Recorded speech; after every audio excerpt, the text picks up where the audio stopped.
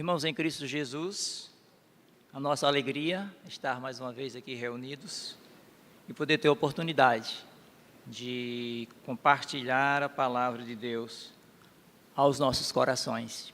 Eu quero convidar toda a igreja a se colocar de pé, enquanto abrimos as nossas Bíblias no livro do apóstolo Paulo aos Romanos, no capítulo 12, versos de 3 a 5. Carta do apóstolo São Paulo aos Romanos, capítulo 12, versos de 3 a 5. Quem não tem Bíblia física, pode abrir a sua Bíblia eletrônica, por favor. É um texto muito importante e muito significativo. Cada expressão do apóstolo Paulo busca ajudar aquela igreja a compreender o seu relacionamento interno, como nós nos relacionamos uns com os outros. Essa é a expressão do apóstolo São Paulo. Todos nós encontramos? Amém. Então vamos lá. Diz assim a palavra de Deus em Romanos 12, versos de 3 a 5. Pois, pela graça que me foi dada, digo a todos vocês: ninguém tenha de si mesmo um conceito mais elevado do que deve ter, mas pelo contrário, tenha um conceito equilibrado, de acordo com a medida da fé que Deus lhe concedeu. Da mesma forma que nosso corpo tem vários membros, e cada membro uma função específica, assim é também com o corpo de Cristo. Somos membros diferentes do mesmo corpo, e todos pertencemos uns aos outros. Pertencemos uns aos outros. Vamos dizer todos? Pertencemos uns aos outros. Deus de amor, toda misericórdia, vem, Senhor Deus, receber a nossa gratidão por este culto. No momento em que celebramos, Senhor Deus, a união, no momento em que celebramos, Senhor Deus, o relacionamento entre gerações, no momento em que celebramos, Senhor Deus, a unidade da Tua igreja. E agora te pedimos que Tu venhas esclarecer aos nossos corações a Tua vontade, através desta palavra, no nome de Jesus. Amém. Podem sentar, queridos irmãos.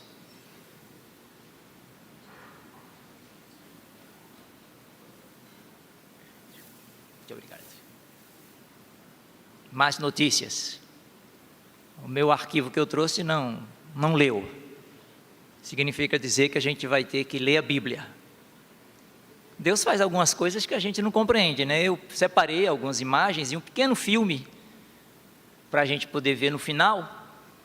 E eu coloquei aqui nas minhas anotações. Se não conseguir, a gente lê a Bíblia. Então, parece que a gente vai ter que ler a Bíblia no final, né? Tá bom? Vamos juntos então, irmãos. Mas eu gostaria, dentro dessa perspectiva de que pertencemos uns aos outros, fazer uma pergunta a todos nós aqui: quanto vale um crente? É uma pergunta tanto quanto estranha, mas dentro do contexto do capitalismo onde vivemos, não é difícil a gente quantificar as coisas. Quanto custa, quanto vale, quanto tempo. A gente sempre tem essa perspectiva de identificar. O que me parece que os irmãos de Roma tinham a mesma limitação dos irmãos de Corinto. Na administração dos dons, eles tinham dificuldade no uso destes dons. E eles usavam muitas vezes de forma equivocada. Às vezes eles tinham uma visão que não era a visão que o cristianismo ou que Jesus tinha ensinado, mas tinha uma visão tanto quanto egocentrada, a partir de si mesmos. E então essa leitura que eles faziam era prejudicial para o corpo e para a vida da igreja de Jesus. Questões como: eu sou melhor, ou eu valho mais, ou quem sabe ainda, eu sou o mais importante. Vejam, irmãos, ser bom é muito bom, e todos nós buscamos ser o melhor que nós podemos ser. O melhor do ponto de vista pessoal, o melhor do ponto de vista espiritual, o melhor do ponto de vista relacional, o melhor do ponto de vista político. Nós estamos sempre nessa busca para poder ser o melhor possível. Mas eu não posso me definir como o melhor. Esse era o aspecto dificultoso naquela igreja. Outro aspecto é ter valor. É muito bom ter valor. Quem é que não busca valor? Todo ser humano quer ser valorizado. Nós queremos ser amados, nós queremos ser abraçados, nós queremos ser dignificados, nós queremos ser admirados naquilo que a gente faz ou na nossa presença, como a gente se apresenta. Mas nessa perspectiva, nós percebemos que nessa busca, aquela igreja também tinha dificuldade, porque eles se consideravam de melhor valor. E ser reconhecido, então, nem se diz, né? É uma realidade comum para nós. Os irmãos sabem que eu trabalho ainda, na verdade, né, com as crianças. E os pequeninos têm uma característica muito interessante com eles. É que quando a gente apresenta qualquer tema, se dirige a eles com qualquer palavra. Então, 2, 3, 4, de uma vez só, diz: eu também sei. Olha, eu também. Eu fiz assim. Eu participei disso. Olha, eu fiz assim lá em casa. E eles falam praticamente tudo de uma vez só. O eu deles é muito presente. O eu das crianças é presente porque eles são imaturos. A imaturidade diz respeito à criança. É tanto que o Salomão, ele diz: olha, é preciso haver correção na criança, para que ele não permaneça imaturo. Acontece que tanto em Roma como em Corinto, os irmãos refletiam tanto quanto uma certa imaturidade na adultícia. Como é que pode, irmãos? Como é que pode uma pessoa adulta agir, pensar como uma criança? Obrigado, filho. Quase.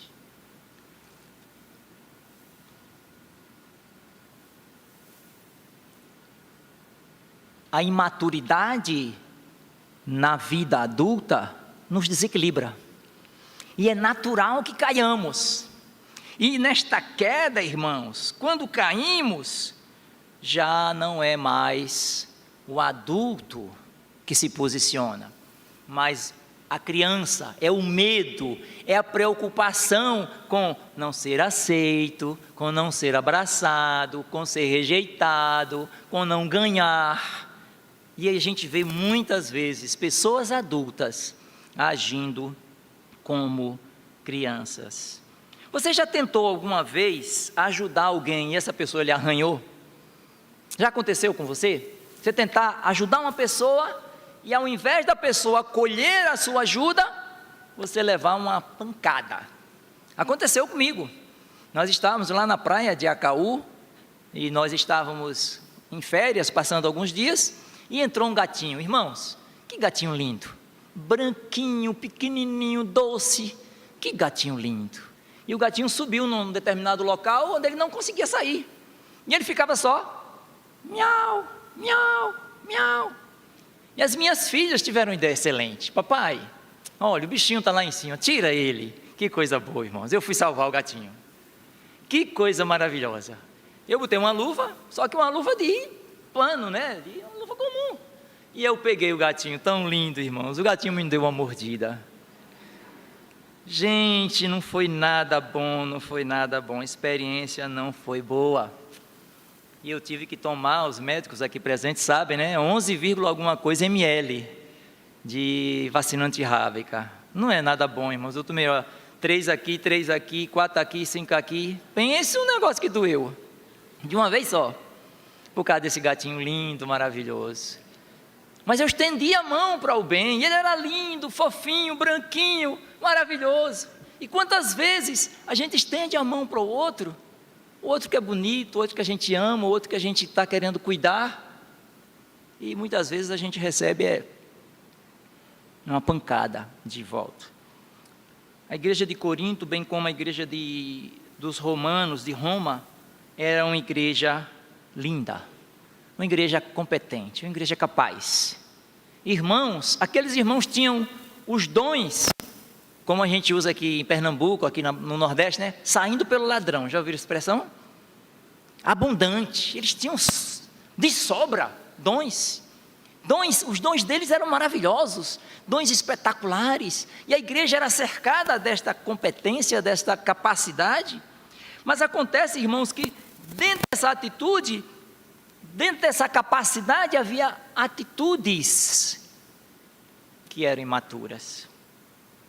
Vejam só 1 Coríntios, por favor, abram suas Bíblias, inclusive eletrônicas, por favor.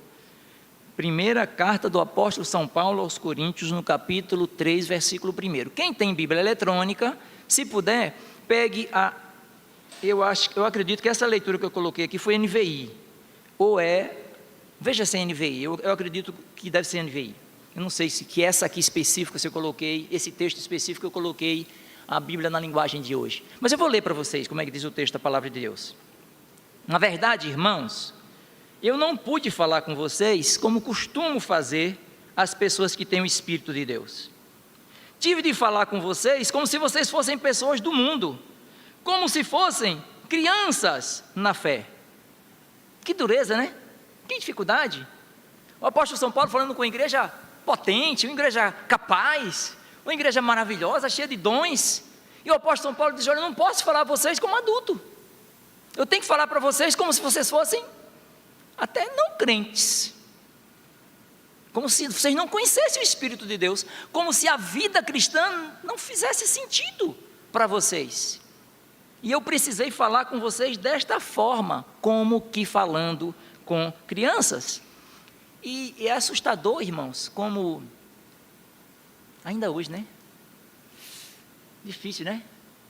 Ainda hoje a gente tem esse desafio de sofrer os mesmos problemas que estas igrejas, num local tão distante, numa experiência cultural tão diferente da nossa, e a gente ainda tem esses irmãos fazendo as mesmas coisas que nós muitas vezes fazemos outros. Por isso eu trouxe a pergunta para vocês: quanto eu valho? Aí eu queria que cada um de nós, a partir de mim, perguntasse: quanto é que eu valho aqui na minha igreja, na Igreja Batista da Capunga? Quanto valho eu? Qual o meu valor aqui na Igreja Batista da Capunga? Eu fiz uma expressão linda que adorei esse texto. Quanto vale a minha contribuição? Não é legal, não é isso? Se eu tirar o meu dízimo, o negócio não roda mais não. Se eu tirar a minha voz, se eu tirar a minha presença maravilhosa, se eu tirar a minha capacidade relacional, se eu tirar a minha contribuição, se eu tirar a minha contribuição da Igreja Batista da Capunga, o que é que vai acontecer? Irmãos, esse olhar meritório, o apóstolo São Paulo, ele desfaz esse olhar meritório e mundano. Ele coloca o olhar a partir da cruz, a partir de Jesus Cristo. E o nosso texto, lido inicialmente, ele começa a dizer: porque pela graça que me foi dada, digo isso a todos vocês. Eu tenho autoridade na palavra de Deus para falar e orientar e exortar esta igreja, dizia o apóstolo São Paulo. Eu tenho essa autoridade. Mas ele disse: a autoridade que eu tenho é o quê? Pela graça. Vamos dizer juntos? Pela graça. Paulo, apesar de ser quem era, toda a capacidade que Paulo tinha, mas ele não se arroja a ter a capacidade. Ele diz: pela graça de Deus. Eu vou dizer para vocês que eu tenho autoridade para orientar vocês, mas eu vou dizer que essa autoridade, ela é graciosa. Aliás, toda autoridade é graciosa. Toda autoridade mundana também é graciosa. Toda autoridade cósmica também é graciosa.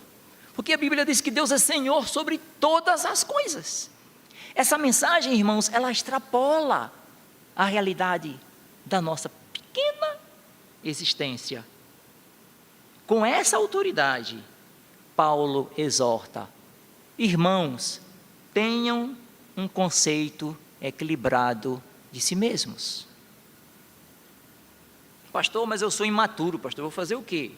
Minha mãe fez isso, meu pai fez aquilo, eu não pude estudar, eu não tive a experiência, a minha vida começa a colocar dificuldades, os desafios, tudo que está diante de você. Eu quero chamar a sua atenção.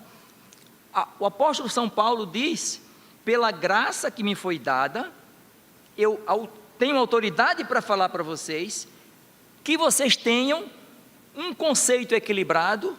Como esse conceito equilibrado? A partir um conceito equilibrado de acordo com a medida da fé que Deus lhe concedeu. O equilíbrio não é histórico, o equilíbrio não é humano, o equilíbrio não é social, o equilíbrio não é das minhas capacidades intelectuais ou relacionais. O equilíbrio, ele vem da fé, é do relacionamento com Deus, é por aquilo que Deus me deu, que eu trago a maturidade espiritual, é que eu trago o equilíbrio de mim mesmo. Assim que é muito comum nós olharmos e vermos pessoas extremamente simples na sua existência pessoal. Pessoas que dizemos: essa pessoa não tem capacidade. Mas ela consegue olhar, e ela consegue identificar, e ela consegue ser equilibrada no olhar de si mesmo. Ela olha para o espelho e tem tranquilidade para olhar, porque ela percebe o que ela é, tem a sua dimensão de si, do mundo, de Deus, da humanidade, da igreja e da sua comunidade social. Henry Blackburn, nosso autor de Conhecendo Deus, Fazendo a Sua Vontade, ele diz: as pessoas passam a conhecer a vontade de Deus por meio de um relacionamento íntimo de amor com Ele. O Espírito Santo fala pela Bíblia, fala pela oração, fala pelas circunstâncias, fala pela igreja, a fim de revelar a si mesmo seus propósitos e seus modos de agir. Deus fala ao crente, Deus fala a vida daquele que serve a Deus, Deus fala a vida daquele que foi renovado em Cristo Jesus pela salvação na cruz do Calvário, e essa renovação se dá pelo relacionamento que ele tem com Deus, e Deus fala a vida dele.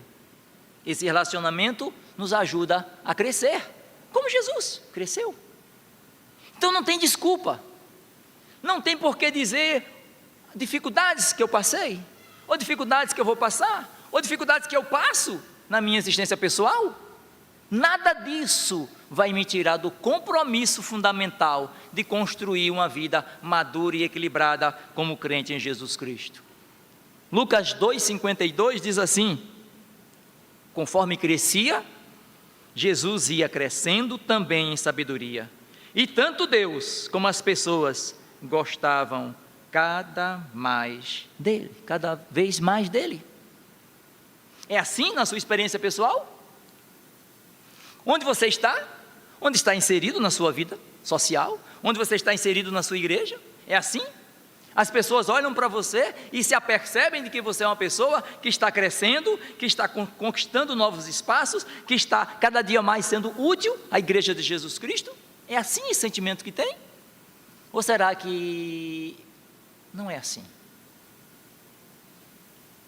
Irmãos em Cristo Jesus, um conceito equilibrado de acordo com a medida da fé que Deus me concedeu, significa dizer que Deus me ajuda. Ele me ajuda à semelhança de um bom pai ou à semelhança de uma boa mãe. Só que ser um bom pai, ser uma boa mãe, ser um bom filho, dá trabalho. E muitas vezes nós não queremos trabalhar. Queridos irmãos, no versículo 4, da mesma forma que nosso corpo tem vários membros, e cada membro uma função específica, assim também é no corpo de Jesus Cristo. Existe um desenvolvimento espiritual, existe um crescimento espiritual, existe um movimento na vida dos crentes. Queridos irmãos, se um corpo tem qualquer membro sofrido, doente, aquele corpo não vai funcionar bem. Não importa se é um dedo mindinho, não importa se é um dente, Não importa se é um fio de cabelo, não importa se é um dedo, não importa se é um braço, não importa se é um órgão interno ou externo. Se o corpo não estiver saudável, se cada membro do corpo não estiver saudável, o corpo vai estar doente. E a Bíblia nos chama a crescer em Jesus Cristo. Nós não podemos jamais permanecer onde nós estamos enquanto pessoas. Nós não podemos estagnar onde nós estamos. Haja visto, irmãos, a grande multidão de pessoas desiludidas no mundo. Nós não podemos ser desiludidos dentro da igreja, irmãos. Não podemos, nós não temos o direito de ser desiludidos dentro da igreja. Nós temos que ter esperança, porque a nossa esperança não é aqui. Não é comigo, não é com este púlpito, não é com essas paredes, não é com nenhum dos irmãos. A nossa esperança está fundamentada em Jesus Cristo, aquele que viveu por nós, morreu por nós, se deu por nós e subiu e está à direita do Pai, com tudo pronto, para nos receber em glória. O apóstolo São Paulo, ao falar sobre o corpo, alguns estudiosos definem como uma lição objetiva. Quer que eu desenhe? É mais ou menos isso. Quando eu falo sobre a igreja e falo sobre o corpo, é como se Paulo dissesse: vocês querem que eu faça o desenho? Está difícil de entender? Não está difícil. E qual a dificuldade? A dificuldade é minha, interna. É do meu relacionamento muitas vezes comigo, é do meu relacionamento muitas vezes com o meu próximo, e naturalmente esse relacionamento também vai ser dificultoso na relação com Deus. Eu vou sofrer da mesma forma nesse relacionamento com Deus, a despeito de nossas capacidades dadas por Deus. Muitas vezes precisamos que uma realidade menor do que a nossa nos ajude a perceber o tamanho que nós temos. Eu e Brantina já vivemos várias experiências nesses 35 anos, eu costumo dizer de aperreio, mas não vou dizer isso no púlpito, né? Não vou dizer não, eu vou dizer de alegria, de bênção, que coisa boa, né? Viver com Ibrantina. 35 anos, completamos agora, dia 20 de janeiro. E numa das experiências que a gente teve, nessas coisas boas que a gente viveu, foi uma terapia de casal, né? Foi bem legal, uma terapia de casal que a gente teve. E teve uma terapeuta nossa, que ela contou uma história muito interessante, doutora Antônia, e ela disse que certa vez, vinha no centro da cidade, muito preocupada com várias coisas, envolvidas com as atividades do trabalho, de casa, e ela vinha realmente muito perturbada, com a testa franzida. Eu coloquei a expressão impoluta, fazia tempo que eu não usava essa palavra, eu fui até traduzir para ver o que é que significa uma pessoa impoluta, né? Uma pessoa que caminha olhando para cima, e eu fui ver o que é que significa impoluta. Impoluta significa não poluído. Legal? Não é bacana isso? Uma pessoa impoluta é não poluída, é uma pessoa pura, imaculada, virtuosa. É como se fosse uma expressão, como eu disse, né? De cara dura. Ele é dono de si, e ela vinha assim, impoluta, cheia de si, com seus problemas, seus desafios, suas dificuldades, diante de si, preocupada com as coisas, e de repente ela olhou para baixo. Não sei porquê. Ela olhou para baixo, e ela viu embaixo um ser humano pequeno, em cima de um rolimã. Era um paraplégico, eu acho que é tetra, não faz nada, né? Então é para, né? Paraplégico, era um paraplégico. Mas ela disse que aquele paraplégico, eu não lembro se era um menino ou uma menina, eu sei que era jovem. Ela disse que ele olhou para ela e sorriu, com um sorriso tão brilhante, que ela disse, parecia um sorriso celestial. E aquela figura impoluta, pura, cheia de si, cheia dos seus problemas, dos seus grandes desafios pessoais, das suas grandes dores, as suas grandes recompensas procurando, e aquela pessoa de repente baixa a cabeça e atravessa a rua, arrependida e em prantos. E ela disse: eu chorava como uma criança atravessando a rua. Num minuto de fraqueza, ou melhor, de humanidade recobrada, ela olhou para baixo. Ela olhou para baixo e se apercebeu que de uma pequena expressão, de uma pessoa sem valor, veio um olhar celestial que salvou o dia dela e, quem sabe, a própria vida. Irmãos, como eu gostaria de que nós, de quando em vez, não é toda hora não, pudéssemos baixar a cabeça, pudéssemos olhar para baixo, pudéssemos perceber a nossa limitação, a nossa fragilidade. Oxalá que eu ouse olhar para baixo. Pode ser que Deus se apiede de mim e me dê um sorriso semelhante. Pode ser. Na medida da fé que Deus me concedeu. Concluindo, irmãos, estas palavras para esta noite de hoje, eu gostaria de fazer uma última pergunta para vocês. Onde, pois, está a jactância? Eu estou falando bonito hoje, porque também eu estou aqui, né, com vocês, eu estou tão feliz, porque eu estou perto de vocês aqui hoje, né, uma experiência nova, bacana, estou muito feliz mesmo. Jactância, gente, quando eu era menino eu achava que tinha alguma coisa a ver com jaca. Eu ficava feliz, porque, poxa, jaca é doce, então jactância deve ser doce também, né? E eu descobri depois, quando eu fui crescendo, fui estudando, que a jactância ela tem a ver com vanglória. E vejam só o que é que diz o texto de Romanos 3, 27 e 28. Onde está então o motivo da vanglória? É excluído. Baseado em que princípio? No da obediência à lei? Não. No princípio da fé. Pois sustentamos que o homem é justificado pela fé, independente da obediência à lei. Pertencemos uns aos outros. Somos membros diferentes do mesmo corpo e todos pertencemos uns aos outros. O texto que eu ia colocar para vocês, ali, que não chegou, diz assim: modéstia, sobriedade e bom senso são necessários por causa do caráter da comunidade. Trata-se de um organismo ou corpo coletivo, em que cada indivíduo tem o seu próprio dever a cumprir, visando o bem-estar da totalidade e, consequentemente, de si mesmo. Irmãos, essa relação que existe entre relações pessoais e interdependência é inseparável. Nós não podemos viver sem o outro. Ninguém consegue viver sem o outro. Principalmente no meio do povo de Deus. Nós pertencemos uns aos outros. Concluindo, 1 Coríntios 12 diz assim: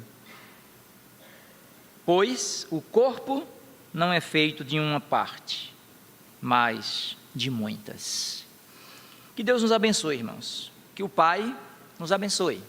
E que a gente possa aprender, junto com o apóstolo Paulo, a ter essa relação conosco, com Deus, com o outro, com a igreja, com a vida social onde nós estamos, madura, equilibrada e, acima de tudo, de amor. Que Deus nos abençoe.